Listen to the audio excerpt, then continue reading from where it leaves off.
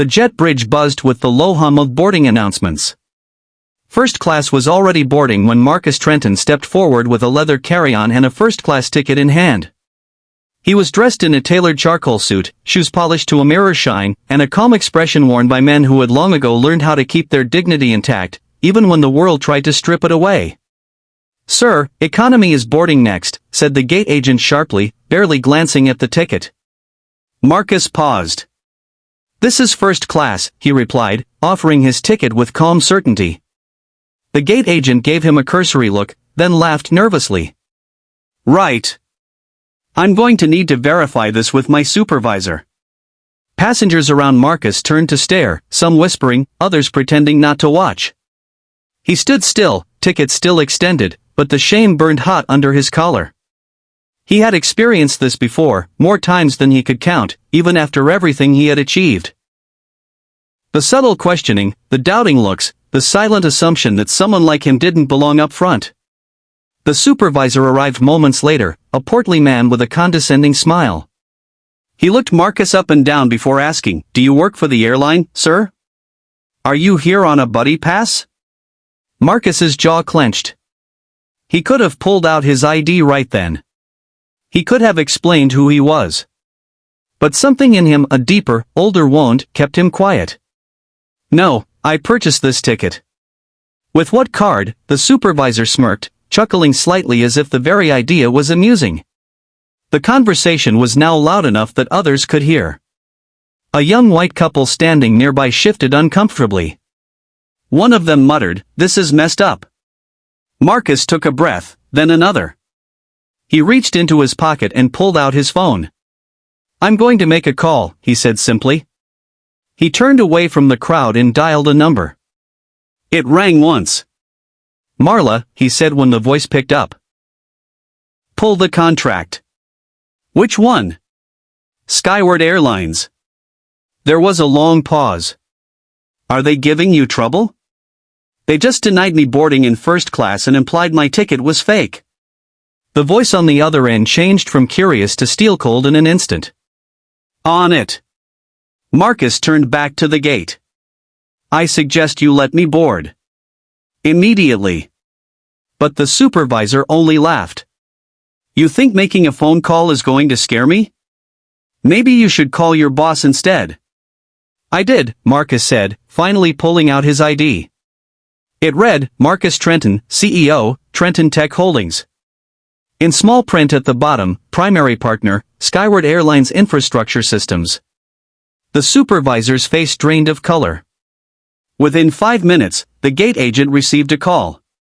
Her eyes widened, and she looked nervously at Marcus. "Mr. Trenton," she said quickly, "we apologize for the inconvenience. Please board at your convenience. We're deeply sorry." He didn't say a word. He walked down the jet bridge and took his seat in first class. The people who had watched the whole thing sat in stunned silence. One of the flight attendants approached him privately and apologized again. But the story didn't end there. By the time the plane landed, Skyward Airlines had made a public apology. The incident had gone viral. Someone had recorded the confrontation on their phone and uploaded it with the caption, "Black CEO denied boarding despite first-class ticket." Watch what happens next. It racked up 5 million views in 24 hours. Marcus hadn't planned to make it public, but the truth had a way of rising, especially when enough people were tired of keeping quiet. He was flooded with messages, from young black entrepreneurs thanking him for standing up, to older passengers who shared stories of similar humiliations. But behind the strength he had shown, Marcus had his own battles. He hadn't come from wealth. Raised in the South by a single mother who cleaned hotel rooms by day and studied for her GED by night, Marcus had grown up surrounded by odds stacked against him. He was told he wouldn't make it. He was told he didn't look the part. He had to fight for scholarships, stay up nights working shifts while coding during breaks. There were days he couldn't afford food. Nights he cried into a pillow so his younger brother wouldn't hear him breaking. Even when Trenton Tech finally took off after his AI platform was bought out by a Fortune 500 company and he negotiated equity instead of a one-time payout, he still faced closed doors and sideways glances. He had money now. Influence. But respect? That was never guaranteed. After the airline incident, Marcus didn't call for boycotts or cancellations. Instead, he called for change. He met with Skywart's board, demanded training and restructuring. He started a mentorship initiative inside his company to fund and support young black and minority talent in aviation, technology, and customer service. Months later, Skyward Airlines launched the Trenton Inclusion Program, an initiative named after Marcus, aimed at training airline employees on implicit bias, professionalism, and representation. Marcus was invited back to speak at their first leadership conference. He walked to the stage, no longer just a passenger with a ticket, but a man who turned pain into purpose. "I wasn't looking to make headlines," he said to the silent, attentive room. "I was just looking to be treated like a human being. But since the spotlight found me, I figured I'd use it."